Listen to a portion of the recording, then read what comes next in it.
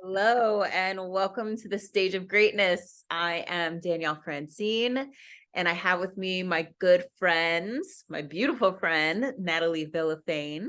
Welcome. Hello. So, Natalie, I brought Natalie on to share with all of us today a little bit about her story.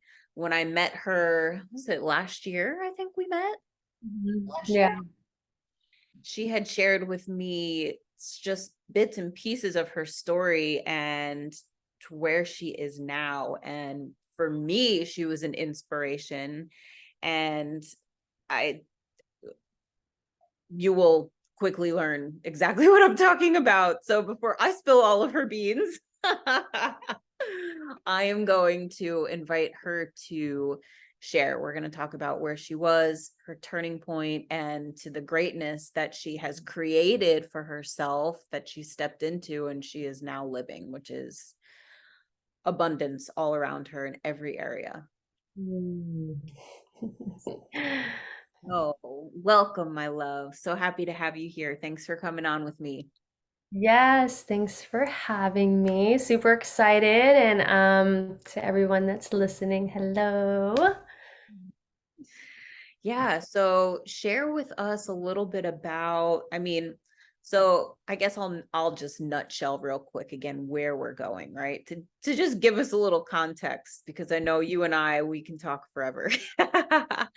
So Natalie was in she was in a crazy abusive marriage for 11 years. She was married and she tried to get out many times, and when she finally did, she really did not have anything. And to now she has multiple six-figure months. She works from home. She works less than full time. So again, like she went from no professional experience, no job, the fear of how am I going to support myself and my kids, to just creating this amazing life for herself.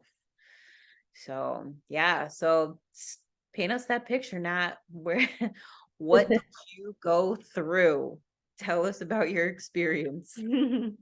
Yeah, so man, it's been a ride to say the least. And it was a very long ride before it got better. So I would say to take it all the way back to the beginning. When I was in college and my parents had divorced close to my senior year. So I lived a super kind of like sheltered life. And I get to college and it was a whole new world of things that I had never experienced before. And so I got sucked into this life and was making bad choices and was probably in the lowest point of my life while I was in college. And that is the moment that I met my ex, was when we were in this place and I was just in a very low vibration. And um, you know, looking back, I think that now I would see red flags. They would be so obvious to me, right? But I was 20 years old. I just turned 20 and I didn't see them. So, one of the ways that this relationship with him started was that he tricked me and got me pregnant. So he had fake doctor's papers showing that he was sterile. And about 3 or 4 months after meeting him, I'm pregnant. And that was, I mean, the start of a completely deceptive relationship. Um, I was trapped at that point, and he knew that I wasn't going to have an abortion. And so, fuck, what do you do when you're 20 and you're pregnant? And, this man who's 32, so he's 12 years older than me. And when I think of how I was at 32, Could I easily manipulate a 20-year-old? Of course, you're a completely different person, and that was the situation. So imagine starting a relationship on that foundation, right? Of like someone pretending that they're sterile and getting you pregnant and trapping you. And so from there, it never got better, and things just got worse. Was he, so you met him, he tricked you, which papers that you're sterile, first of all, who has that? Not something that a 20, why would I think that someone would make that up? Like, it's not, Exactly. like, you'd be like, that's not true. Like, it's, It's like, do you have a condom? No, I have papers. What? So was he like during this whole time, like when you got pregnant and then, like leading into you guys getting married, what did he treat you well? Like, was he nice to you? it was like, when somebody like does stuff that's probably like boundary crossing, but then they like do something like grandiose gesture to kind of wash everything under the rug. It was a lot of that was going on. And, I was 5 months pregnant when we got married. So, we got married fairly quickly after I got pregnant. And so the relationship in all like wasn't that long before we got married. I felt like I barely knew this person, and I was pregnant with his child, and I'm walking down the aisle, and it all happened so fast, and I was so young and so unconscious. Like, I wasn't living a conscious life at all. And it was one bad decision after another that I put myself into this really fucked up situation. And I really think it's because I was in this really, really low vibration, and I was, living this lifestyle that was super destructive. So then there I was, and I'm married now, and I'm about to have this baby with this guy who is controlling and alienating me from all of my friends and alienating me from my family, and just putting me into these situations that are pushing further boundaries and further boundaries and further boundaries, and being pregnant and like not having like a support system. It was just, you get to a point where you're like, I there's so much going on that I'm muting everything. Yeah.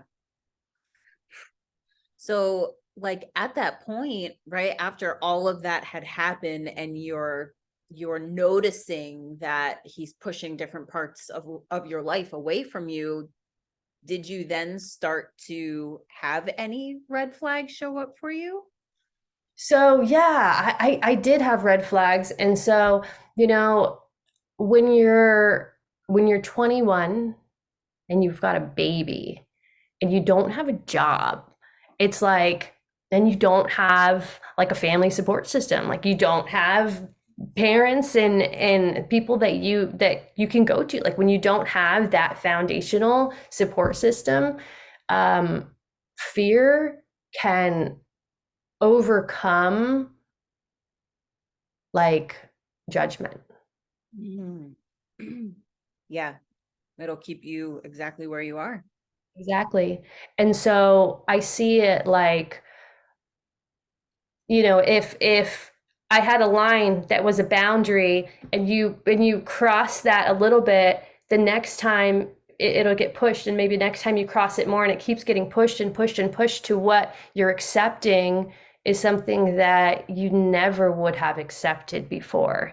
But now you're there, and you're dependent on somebody because you are young and you don't have any professional experience, and like, who's going to take care of your kid? It's like that dilemma. Like, if I go to work and I'm making only enough money to pay for my kid to be in childcare, what's the point of going to work? I want to raise my child.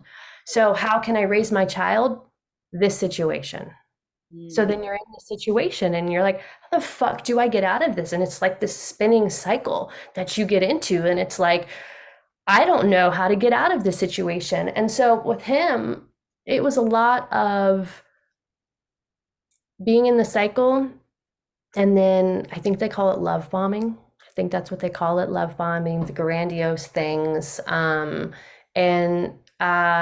we started, I think it was like around the time that I got pregnant with my youngest, like we started going to church. So there was a piece of the relationship that I was really trying to save because I didn't grow up picturing myself getting, first of all, pregnant at 20. Like that was never in my plan, right? And it was also never in my plan to get divorced and have children with someone and then be divorced. Like nobody is a child and thinks, I want to be divorced one day with two kids from somebody that I'm having to co-parent. Like nobody wants that. And so what do? We stay in marriages that we shouldn't because of that shame, because of that fear and that dependency. And it is really fucking easy to get into that cycle, especially as a woman, because we're the ones that have to grow the baby and birth the baby and nurse the baby and be there for that child. And biologically speaking, like we end up being the primary caregiver, right? Like that's just how it happens. So we easily fall into these roles where we're like, at the expense of some man and giving us this opportunity to be able to be with our children. So it's like, it's tough. And I was so young. And Yep. so, oof, it only got worse. Yeah. So, and I mean, I totally, I can relate to the boundaries, right? Mm, I think most women, men too, that are listening can relate to exactly what you said. It's like you have a boundary and it gets crossed and then it goes back a little bit more till there's just no more boundaries. And really, that's how we lose ourselves.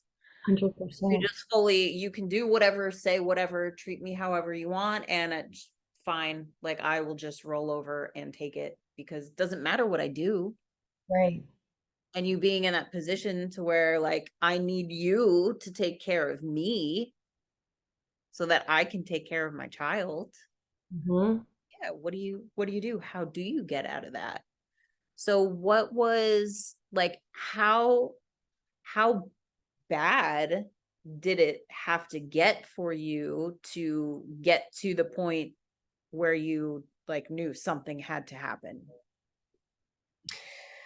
So it had to get a lot worse, unfortunately. Like it was like the pain had to get so bad that I had no other choice, and that's where it got. So there was a point in our relationship where he aligned with he had a group of guys that aligned with another group, and it became like an organized crime group, and he was a part of this group. And this group would it was never I was never really allowed to like meet these people, although I did like a couple times, but they all knew who I was and they all knew who he was, and they all had these like special like little like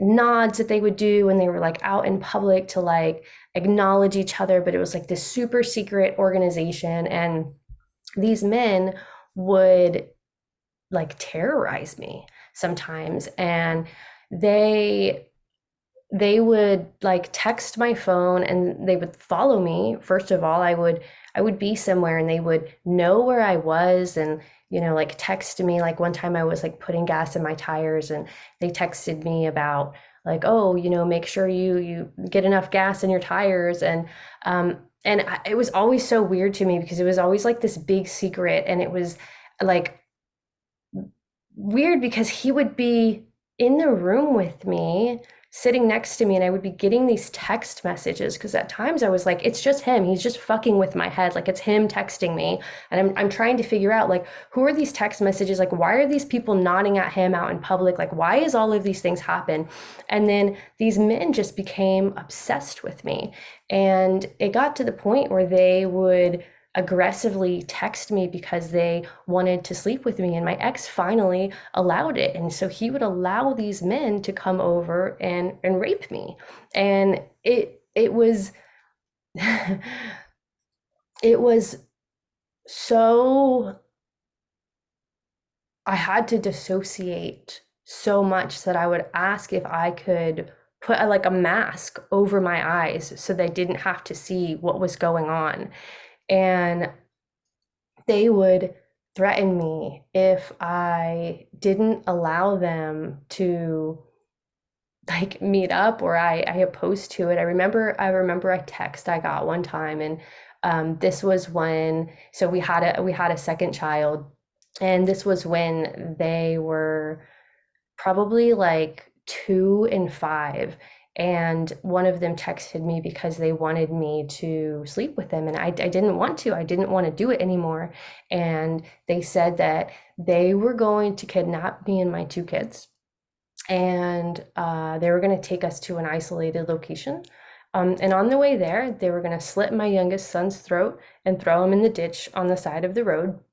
And then once we got there, they were going to, all the men were going to rape me, and they were going to make my 5-year-old son watch. So imagine, I laugh, but probably like nervous laughter, because it's still kind of like, it's still like hard to talk about. Mhm.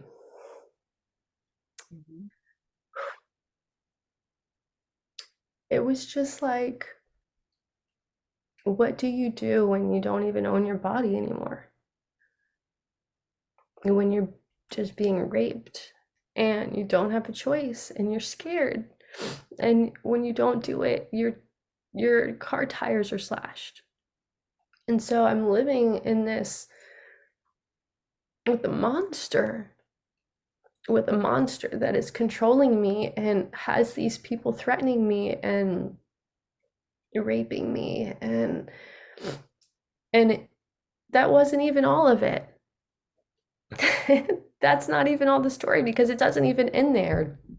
While all of this is going on, and I have 2 little kids, I'm working with him in the business. We had a business together, because it was the most flexible way that I could contribute and still be with the kids, was working. And so we had our business together. And so I'm like working. I decided to go back to school because I wanted to get some degrees so that I could get out. Like I had my game plan on that. And so I'm working, I'm going back to school. I'm like, invested with the kids. And he uses, I guess, the resources of this group that he's a part of to, I don't know how he did it, but he aligned me with this girl that she and I become friends, and we start talking, and she like we like bump into each other. I don't even know how he did these things. It's like I still to this day cannot figure out the master plan of like the things that he did, but she's about to give birth to a baby, and she's um really sick. Like she's got cancer, and she tells me this story about how she her guy is also in the organization. They were doing the same thing to her. And so me and this girl are like getting really close and connecting, and she's got this baby now, and she's got like another child, and like this story about how she's a adopted, and the family that adopted her, they didn't treat her well, and so she wanted these kids to go somewhere, and she needed to find someone to take these kids. And so we built up this relationship, and she eventually asked if I would take these kids. So this is the last thing that I want to do. I am in my exit plan to get out of this marriage, but there's this situation with these two kids. And so I just am like, I don't know. Like I love kids and I want to help here. And I'm in this situation. So we're trying to figure out like, can we take these kids? Is this something that can work? So we start going through the process of being able to take these kids, right? What does that look like? That looks like me getting clothing for these kids, getting my entire church aligned who's like donating stuff, cribs, blankets. People are going into their attics and getting stuff together. Everyone is aligning. Everybody's like joining forces to be able to support with these like kids. And it was all a lie. It was all fake. We financed a new vehicle to fit more people in the car because we had two boys and then there was going to be two more. So I co-signed on a new vehicle for these kids and it was all fake. It was all for him. It was a grandiose lie to get me sucked in longer because he knew that I was going back to college and that he was losing control. That's what I was going to ask you. Did he have like an inkling that maybe you were trying to To move? have. He had to have. He's not dumb. That's the thing. He's not a dumb person. He's incredibly smart. Yeah. Yeah. Incredibly to have somebody and lawyers and to have so many pieces of the puzzle of the children that we were adopting to have been aligned to be fake people, to have that many to, I mean, he had so many people fooled. He had our entire church fooled. Our entire church. It was a scandal. I could never go back. Yeah. I could go back to the church after that. So he came clean about all of it in 2 days before Thanksgiving in 2016. So he told you that it was all Yep. fake? Huh? Oh. And okay, so what was that like for you? And did he give you a reason?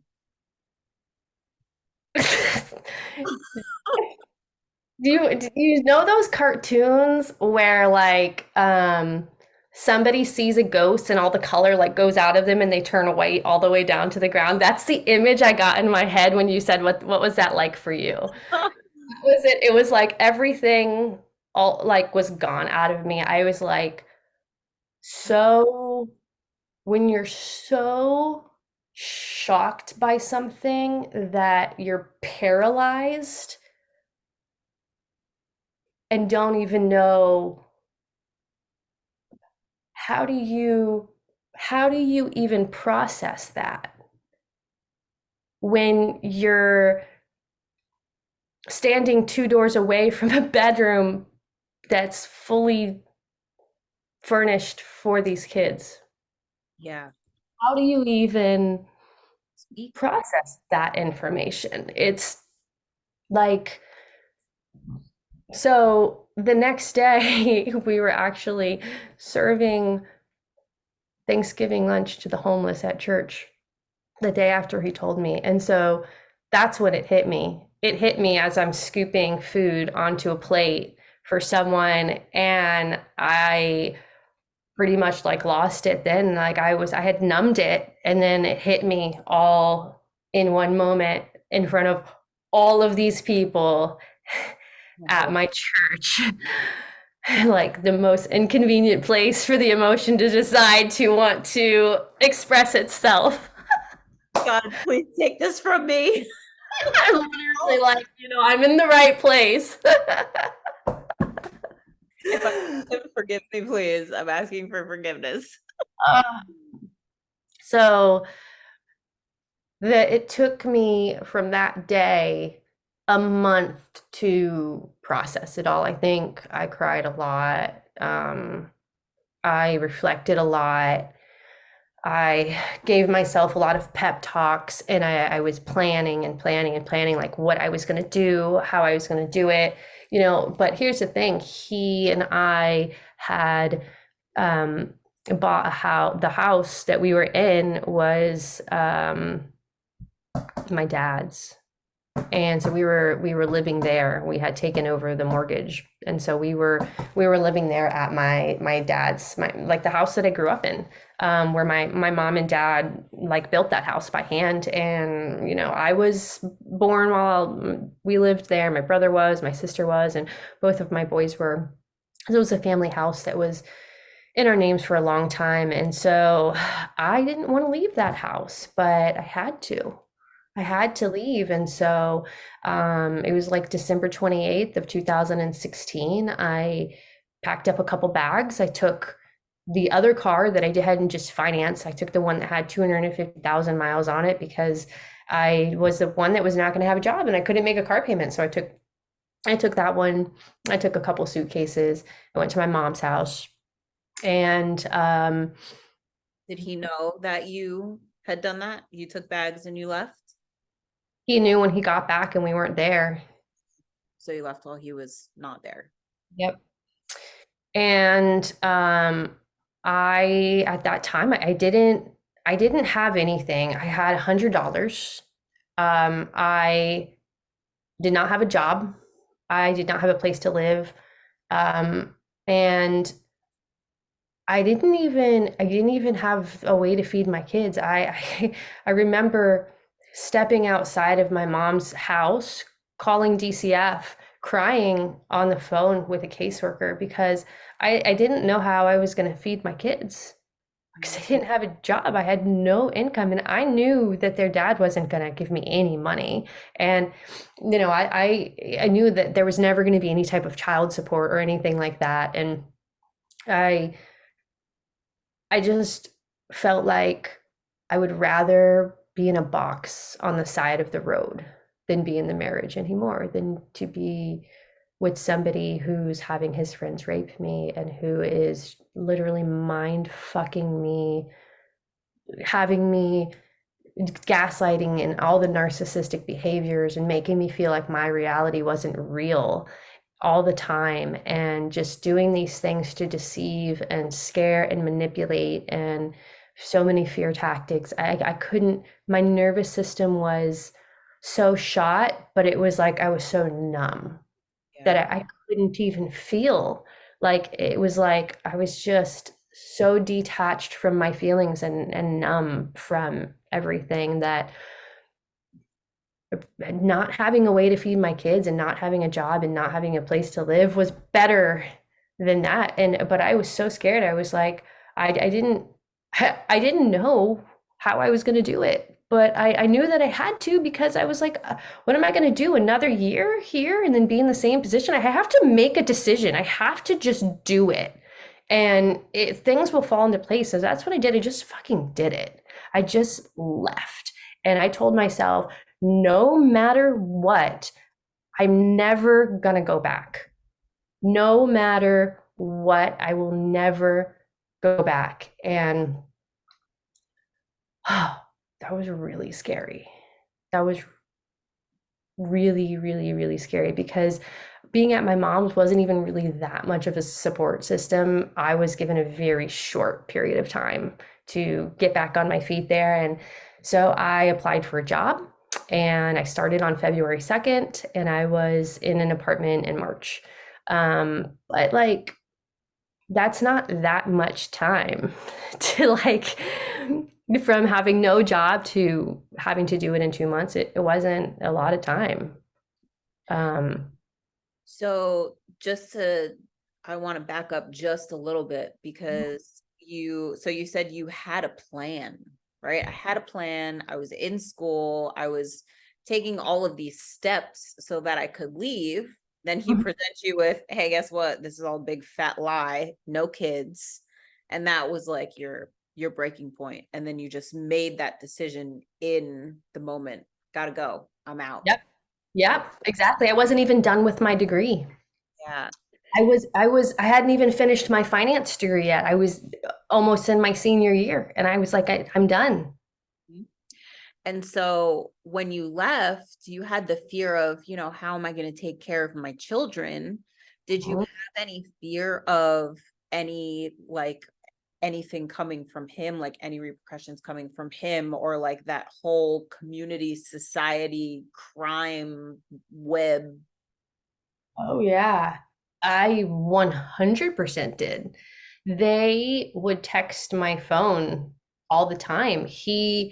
Their dad, I got this message on Facebook from some random lady telling me that she couldn't go through with what he wanted her to do because he wanted her to casually bump into me and plant drugs on me in some way and have a cop pull me over. That was his plan. And she messaged me saying she couldn't follow through with it.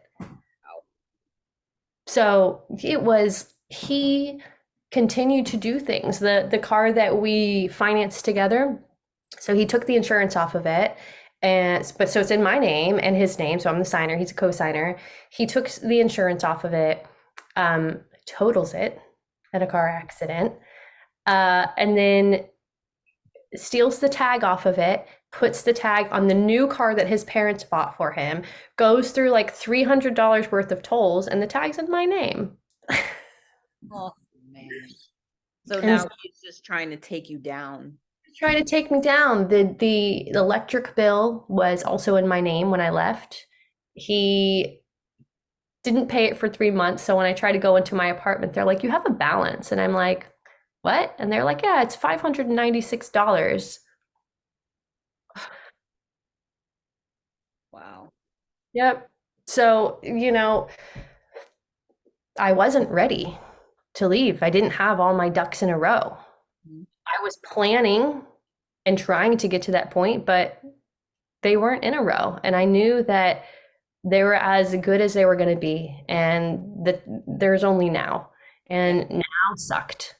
And so I wanted now not to suck anymore. Yeah, of course. I'm out. It should all be like butterflies now. Where are they at? Really. But Yeah. it wasn't butterflies, and it was a struggle bus for a long time. Like even when I left, I had a job, but we walked into my apartment and I didn't have any furniture. I slept on the floor for months going to my job because I spent all the money I had, first of all, getting into the apartment. And like my church donated some stuff for us, so people came together and helped. But it was like ramen days for a long time. It was really, really hard, but it wasn't as bad as it was.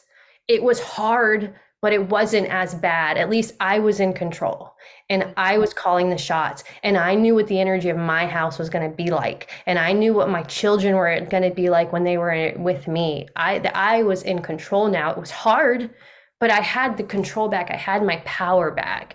And that's what kept me going.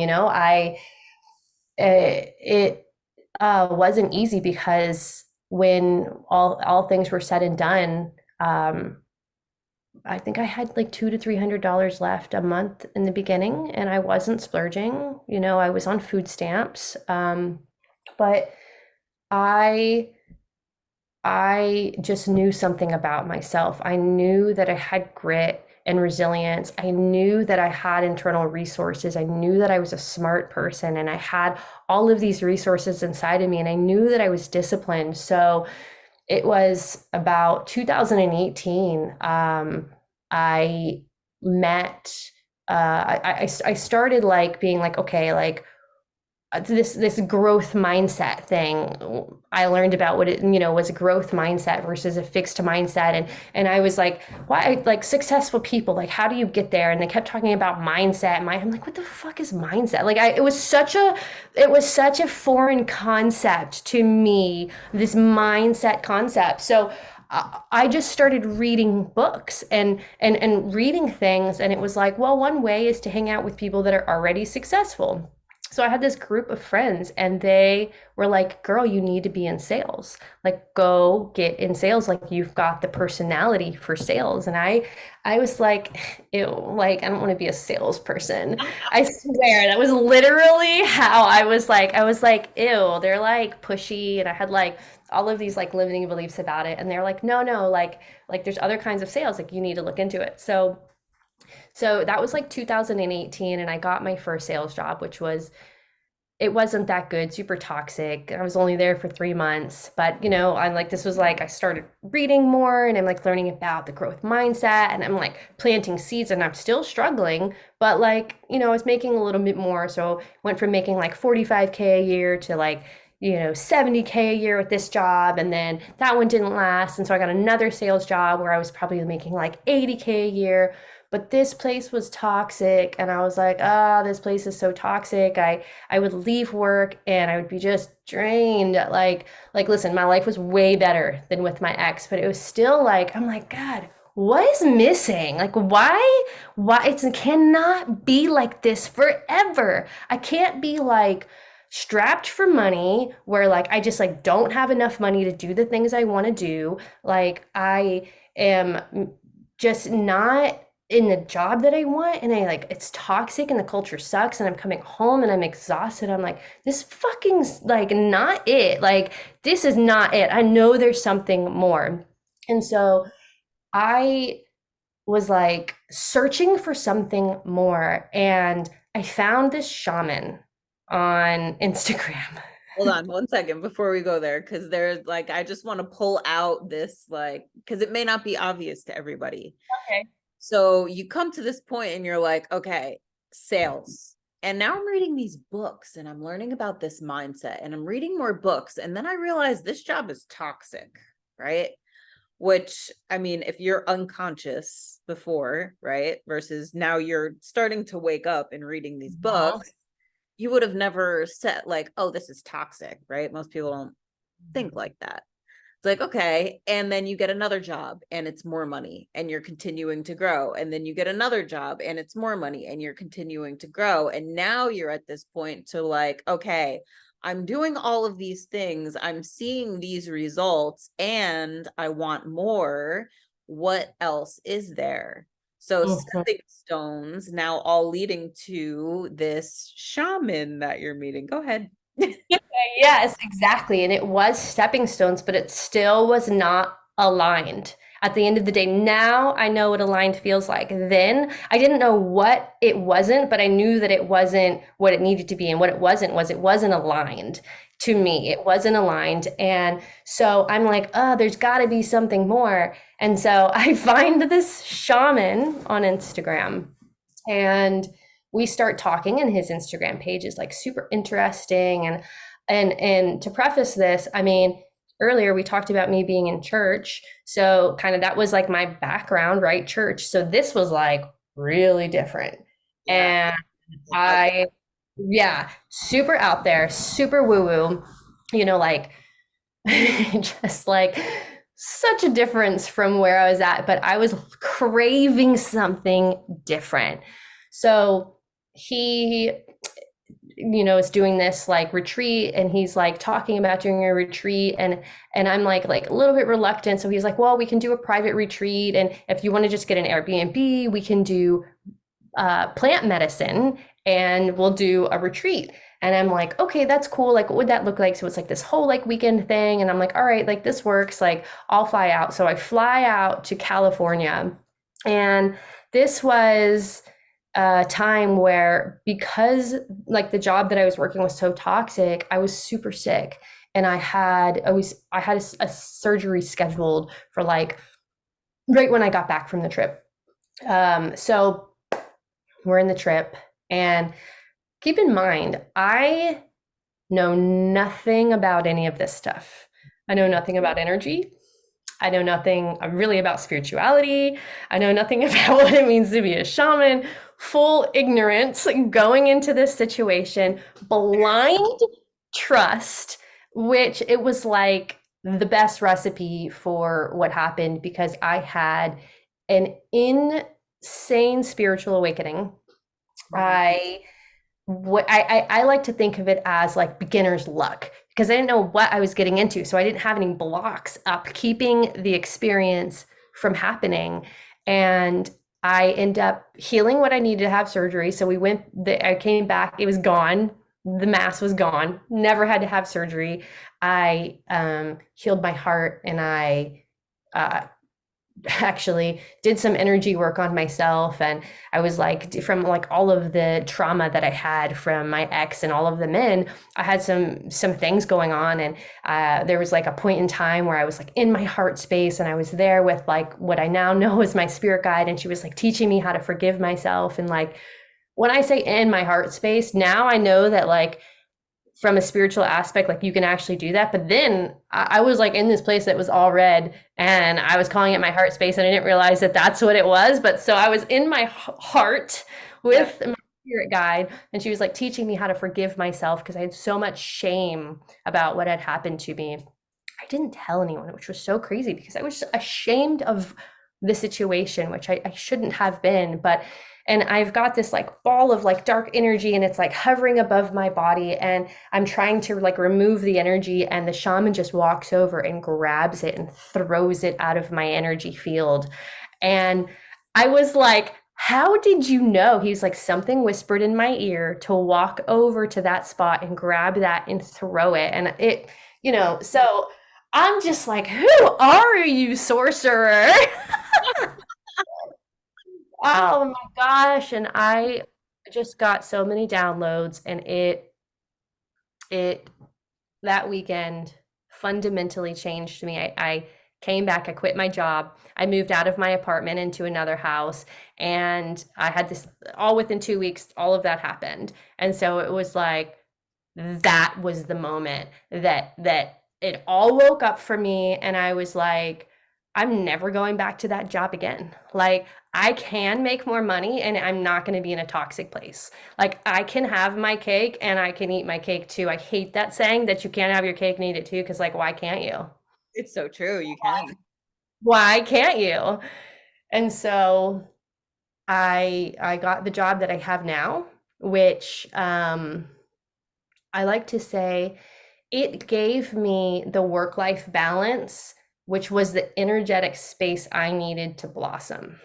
And Mm. so they respected me being a parent, a single parent, and they respected all of the dynamics of who I was and just like fully accepted me. And it gave me the space to like go get, like, I became master practitioner of NLP and hypnosis, which it's two different courses. One is 1 week, one is 2 weeks long. So this job gave me the space to do that, and I just like was reading more and investing, and I was like planting seeds and planting seeds and planting seeds. And man, I planted for a long time before I saw anything that, I sowed before I saw the reap for a long time.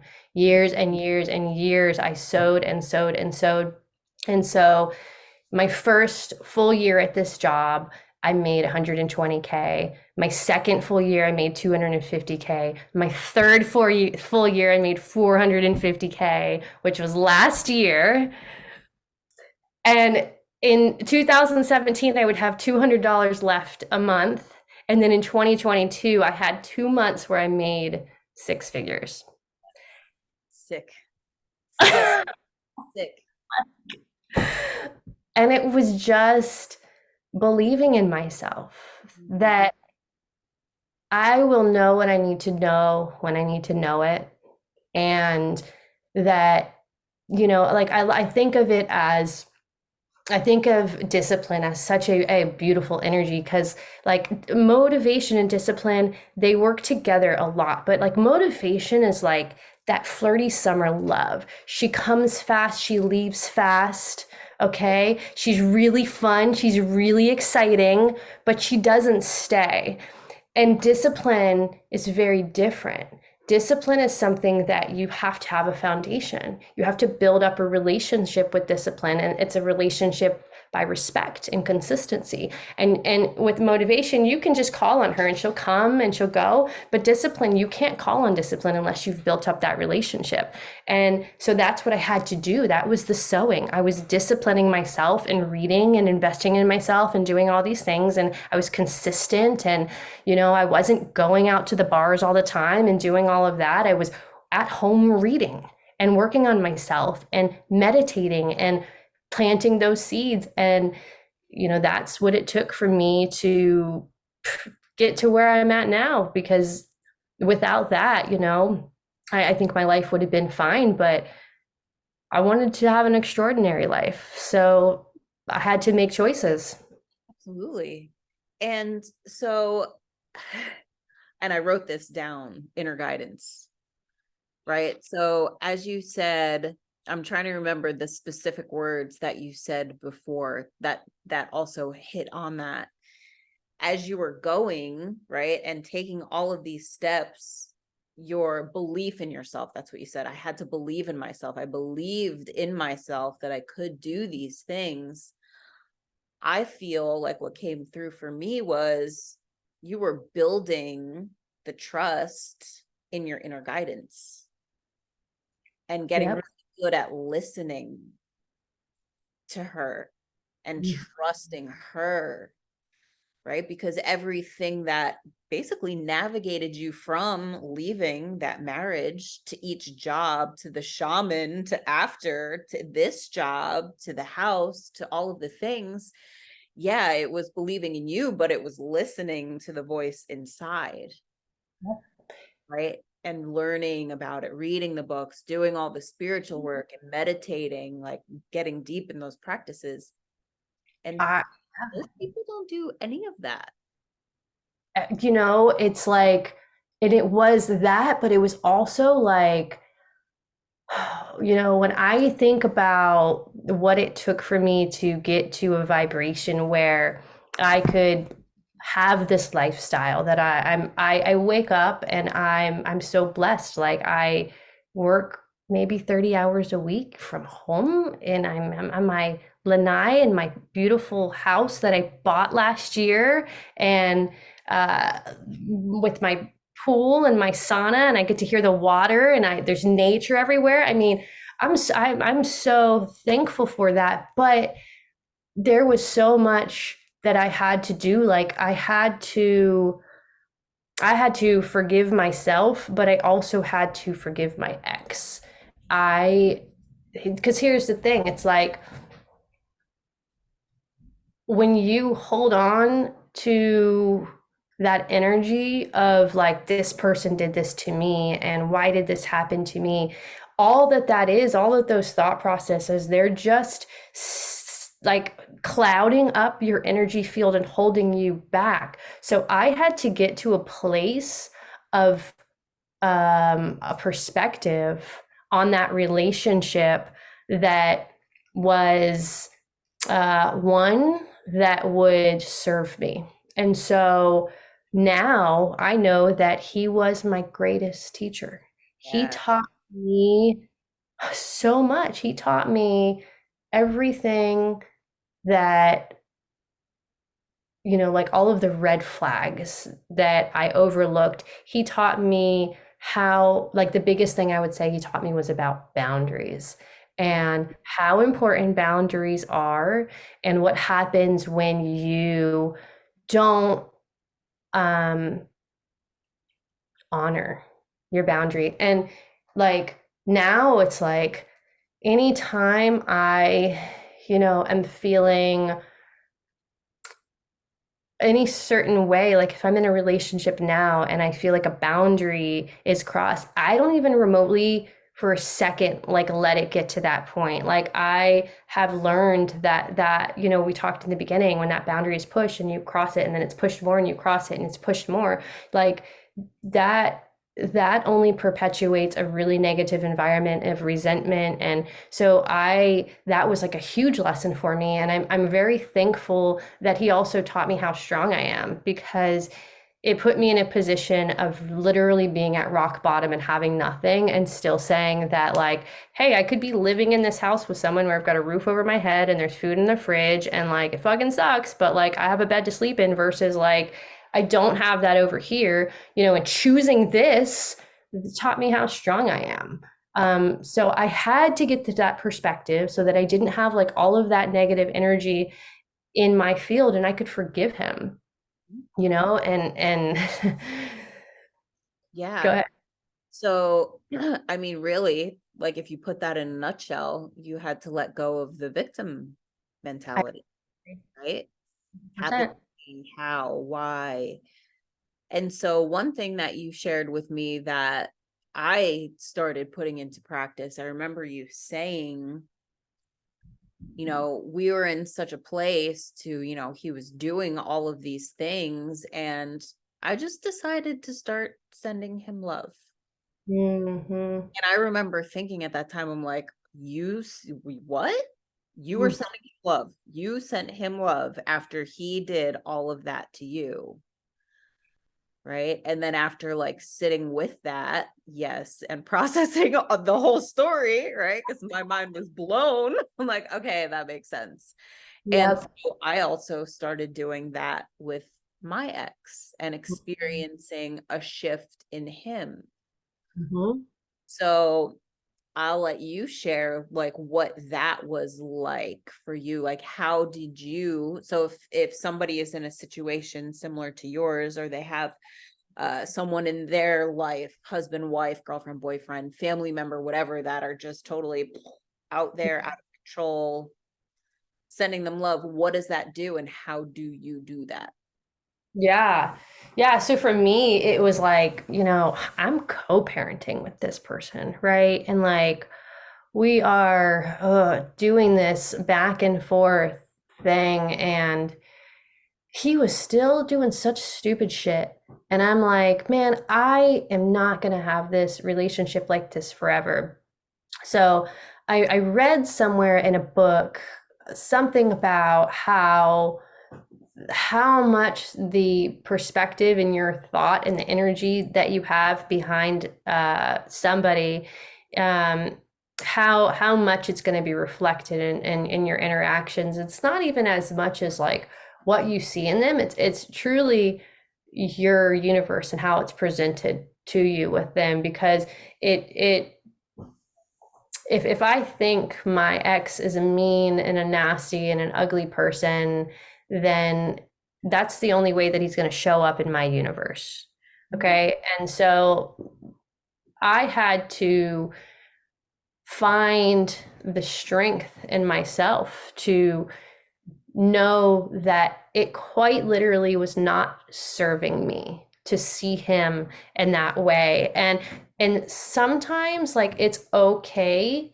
I found it's okay to be selfish about things. So I selfishly forgave him and chose to see that perspective because I knew that at the end of the day it would serve me better.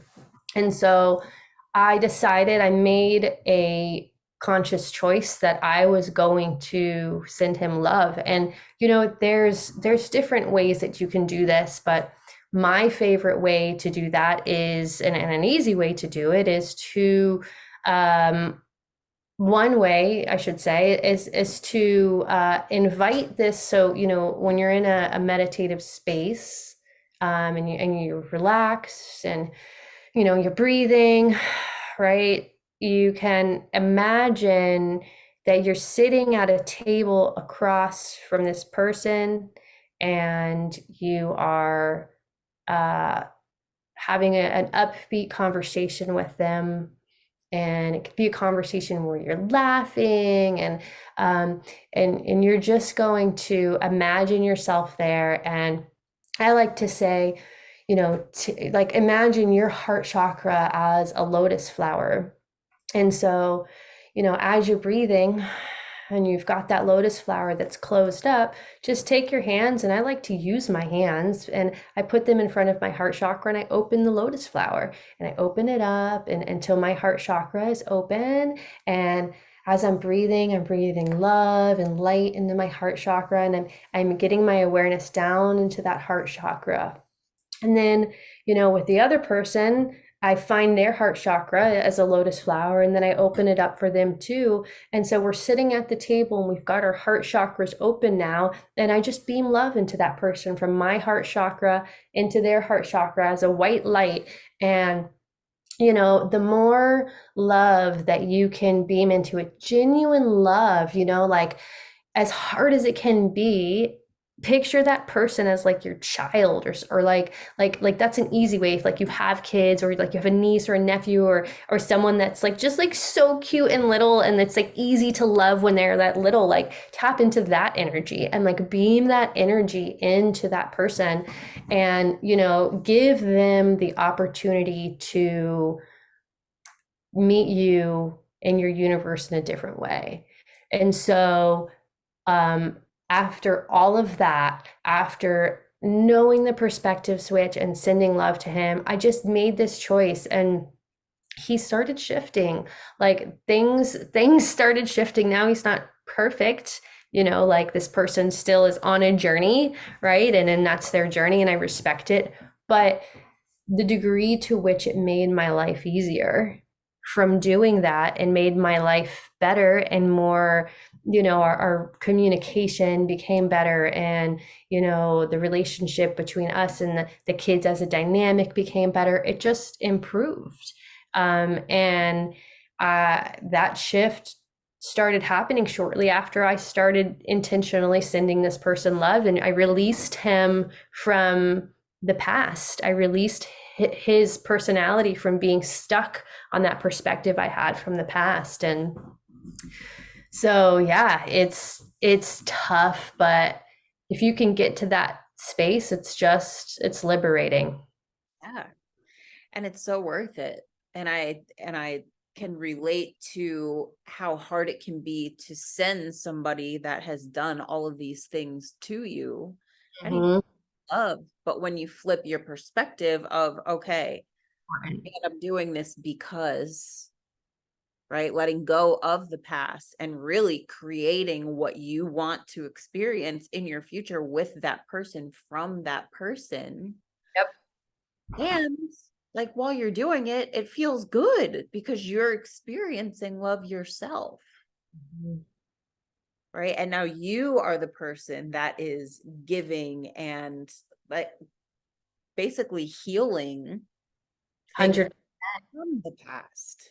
100%.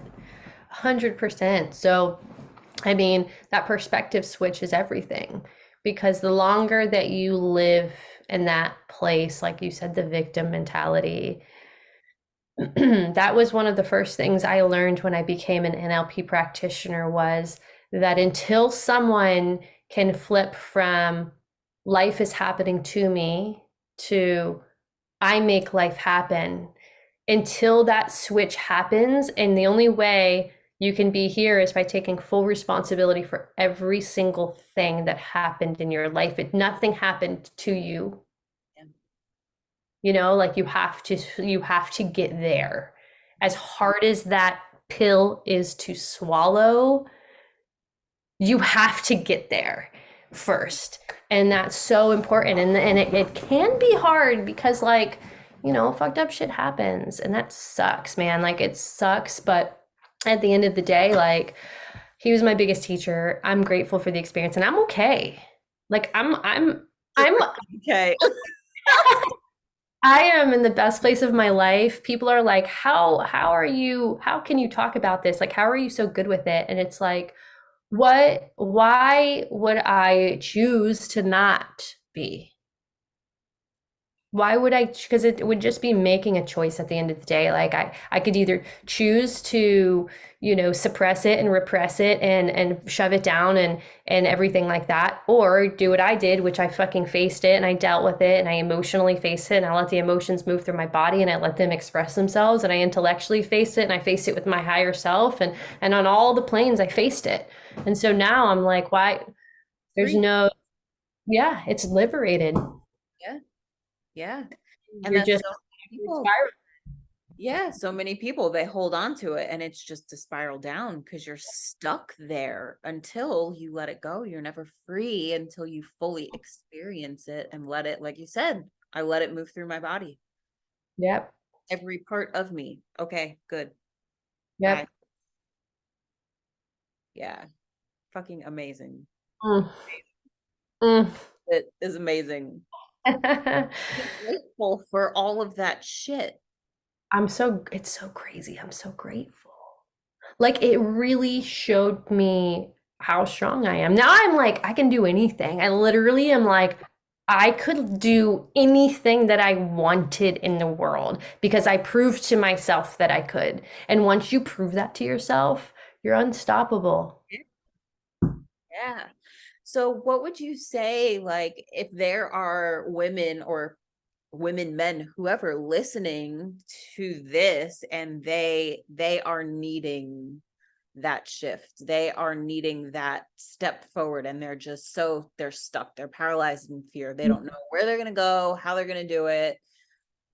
If you could give them a piece of advice, what would that be? Mm.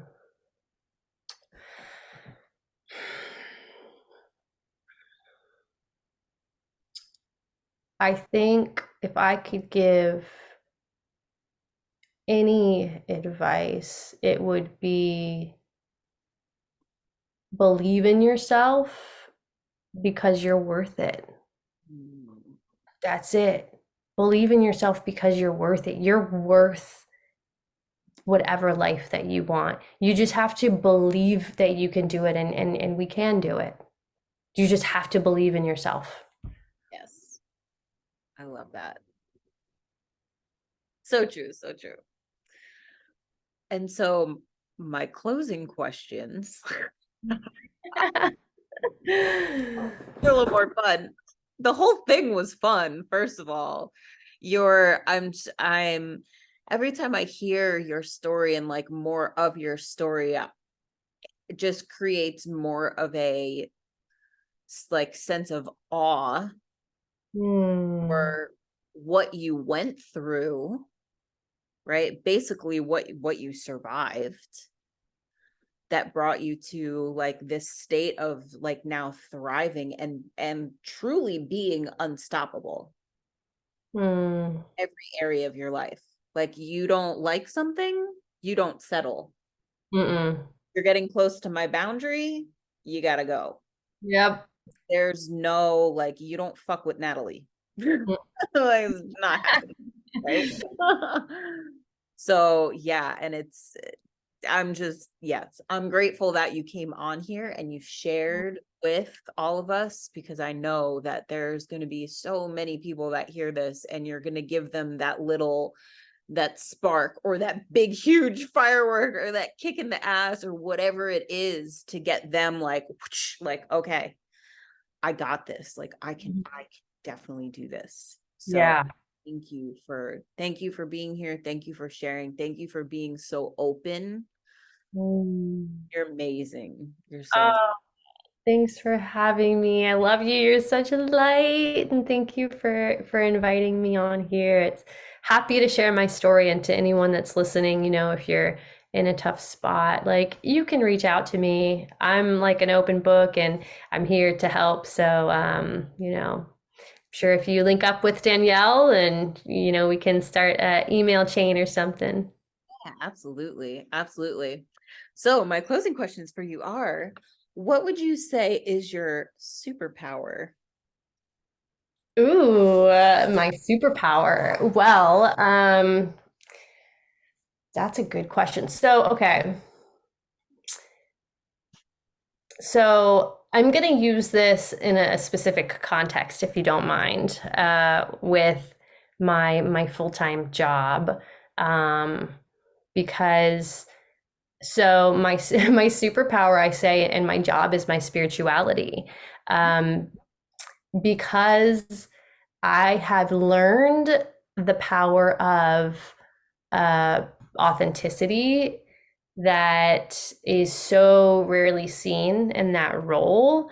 And people are able to just like fully like let their guard down and open up to me. And, I'm so detached uh, because I've learned how to just like let go and flow with reality. Like one of my biggest themes of this year is don't argue with reality.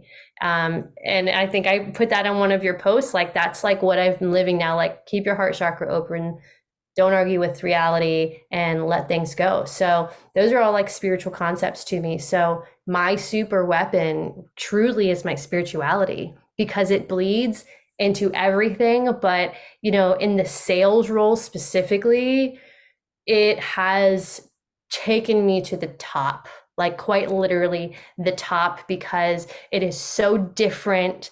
I run my sales cycle so different than what people are used to, that they just want to buy from me. Love you. Here's my money. Exactly. I literally had somebody tell me that they chose my company because they loved working with me so much. And we're talking about almost $1 million a year contract. Yes. And that is because I have learned to love myself and be authentic and true to who I am. And I just know that wearing a mask doesn't serve anyone. And so it's quite literally my superpower is my authenticity, of being the spiritual person that I am. Love it. That's amazing. Love it. Love it. And my last one is, what is your definition of a good life? Living a good life. Freedom, Mm, period. mine too. Freedom. And whatever that looks like for the person. Does Yeah. that mean a lot of money? Does that mean doing what you want, when you want, where you want, with who you want, not thinking about how much it costs? Does that mean being able to travel the world? Does that mean being able to work 4 hours a week? Whatever that means, just Yeah. That's all the things for me. I want to do it, I'm doing it. I don't give a shit. Free. same freedom, being able to do, what I want when I want, and really like not being worried about how much it costs. That's freedom. Yes. Absolutely. Yes. Yes. I love it. All right, awesome. So I have a feeling that you're definitely going to be back on the show just because you're amazing. And we had a really good time. It was great. It was great. So, Oh, yeah. yes, if anyone listening does want to connect with Natalie, reach out to me. I will connect you with her. Um, you can find me on all the socials. Danielle Francine on Facebook, Danielle Francine 1203 on Instagram. My email is attached under the podcast. Uh, Thank you guys for listening. Hope you enjoyed this beautiful soul. And I hope Mm. you guys have a great rest of your night. Bye. Bye. everybody.